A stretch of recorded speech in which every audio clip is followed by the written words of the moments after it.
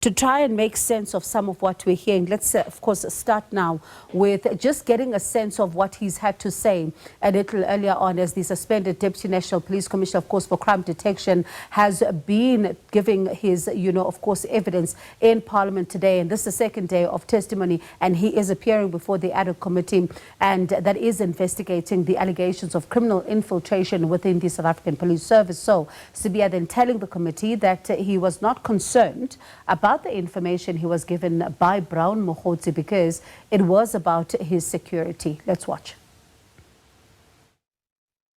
When someone comes to you with information that helps your cause, you do give attention to such information.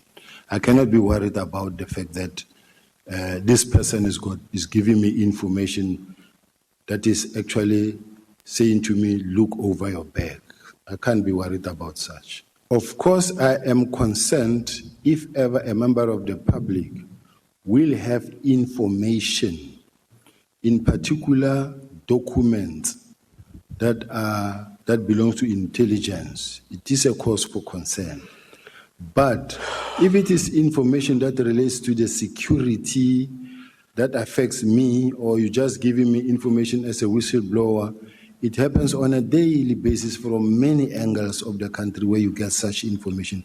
People on the ground do come across information, and people do report right up to the highest office. They report, they bring information.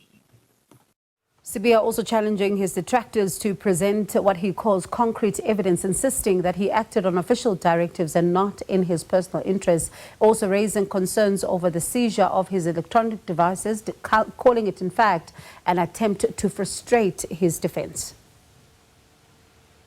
As per the directive that I received from the Office of the National Commissioner, is to disband and to communicate the deactivation to the team. That's the communication that I received from the National Commissioner. Okay. And both the email and a document now that is well structured coming from the Office of the National Commissioner that gives out or lays out the whole plan coming from the National Commissioner's office, confirmed by him in July, in the March in Parliament, and the next day, on the 6th of March, in a form of an action plan. So all I'm saying is that there's never been any objection in front of the minister, at least. Okay. And in my case, I was never written anything in writing. If the National Commissioner was of the view or of the opinion that it looked like I am not listening or I don't cooperate, the National Commissioner would have officially written to me and say, this thing, I'm still attending to it with the minister, and I would like to urge you to, at this point in time, hold back your horses because until further notice, but I am engaging the minister. You wouldn't have seen even a single letter from me. All right, to stay with this particular story and speak to Professor Kholofelo Rakubu, security analyst and head of the Department of Law, Safety and Security at the Tshwane University of Technology. Prof, thank you so much for staying with us. I know you've been watching with us throughout the evening.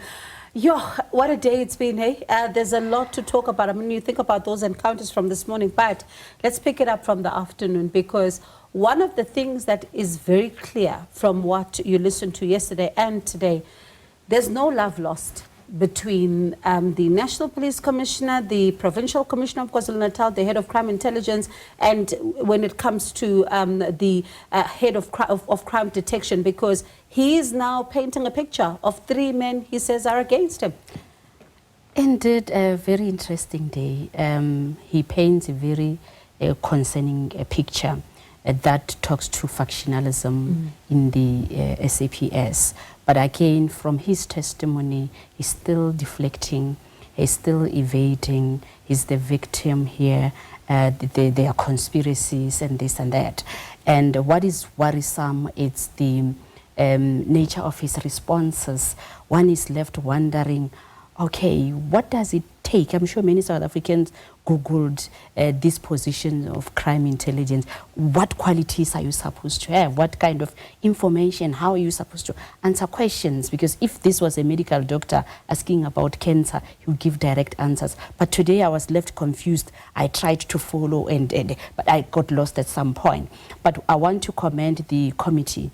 The tone, although it was a bit tense, but it was probing. Yesterday we analyzed and hoped for them to press for consistency and accountability. They tried that because they were very adversarial, trying to push towards accountability and more explanation. And today it was a bit evidence-driven, right? Because they referred to communication and so forth. And again, there was also, I picked the political undertones in the explanation, because some would be soft on him, some would justify answers, some would keep quiet when you expect them to push harder. You'll find that others are refraining or diverting, but we're still hopeful that more would come. But as far as it stands, there's no love lost. And now it explains we could never win battle against crime. We could never even lead with when it comes to crime intelligence, because there are many departments within the one department. There's something that confused me a little bit, right? And I'm keen to hear what you think of this one, because he says that he, when he was called by Brown Mohotse, and he's not going to disregard information that comes from a member of the public, but also he then says that I did not know the allegations that Ket Matlala was facing until when he was arrested, and that's when I know that, you know, what was going on there. So I have this question in mind that, so at the level that he is within the SAPS, he meets anybody without knowing who this person is, or even have a dossier or even a file on who this person is? No, we're just being given answers for the sake of answers. It does not make sense at all. It does not. Him also saying, I met someone less than 5 times. Does that justify that if you meet 3 times, there's no way we can talk of critical information within the SAPS, or compromise some of the investigation, because you are not even mandated to meet, because that is a supply chain matter if now he's coming to query about a tender process or something. So how do you even feature? But then he's giving us orchestrated answers for the sake of answering, and it's really frustrating. I'm sure after this, South Africans will be very interested in who becomes the head of intelligence. For you to say, for us to discuss or to be corrupt, we should meet 3 times. Where is it written? None in all criminology books I've read where they're saying meet 1 time, then you can't discuss much. But him coming there at that platform to say we met less than 5 times. What informs this 5 times? Who said 5 times is justified? Were you supposed to meet in the first place? So he's the victim today. He evaded accountability and so forth, but we are still interested in more pressing. Yeah, that would make sense. But let's wait and see. But for now, I think South Africans are enough. And it also speaks about yet another issue, of course, because when you think about the fact that here we are, right, as South Africa, and we're watching once again what appears to be tensions in the upper echelons of the SAPS, and what appears to be serious allegations that are facing people who are supposed to be protecting you and I, right? And then now we take it a step back to look at the times when we were looking at the late Jackie Silebi, for example. And that's when you started to have South Africans questioning the role of police, starting to talk about trust that is dwindling, starting to look at some institutions with great concern. And I wonder, yes, these are still allegations, but what does it do to South Africans? It doesn't help much. The trust in the police image, the integrity in question, it's going to take quite a lot to restructure, to rebuild, to reconnect, and for community to also trust the police. A lot should be done. That is why we always talk of the reform, systematic reform, and also constitutional reform, because if we go back to Jackie's levy, issues of overstepping and political infiltration, some emanate from the constitutional misinterpretation or those grey areas within the constitution that highlights who's supposed to do what at what time.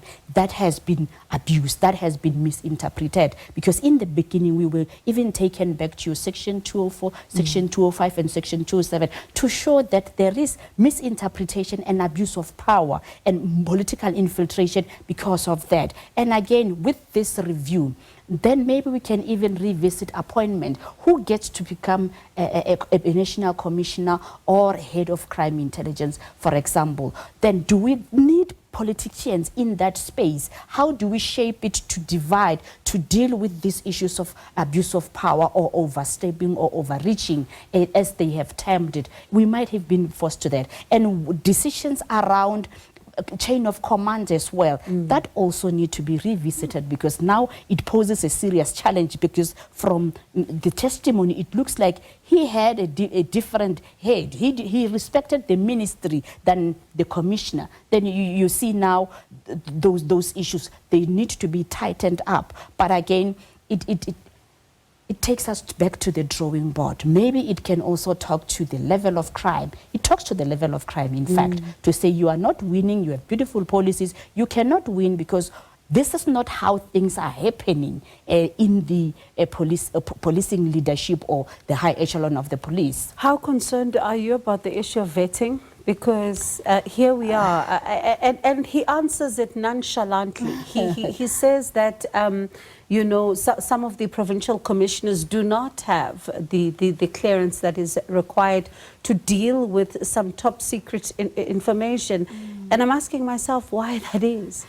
A very concerning statement, because from his testimony as well, he's also damaging the SAPS reputation to say certain people don't have critical aspect like your vetting, and from this we're going to question each and every process. We're not going to trust whoever is presented as a leader, and from this testimony again, it will be very difficult for the committee, for example, to have a way forward to advise or to recommend thoroughly, because of the political biasness, political scapegoating or scoring. Do we have the right political landscape to take tough decisions? Because from this, we need toughest decisions. South African justice cluster has never taken a new shape. We need to transform, but politically, are we at that stage yet? Prof, it's always a pleasure. Thank you so much for staying with us.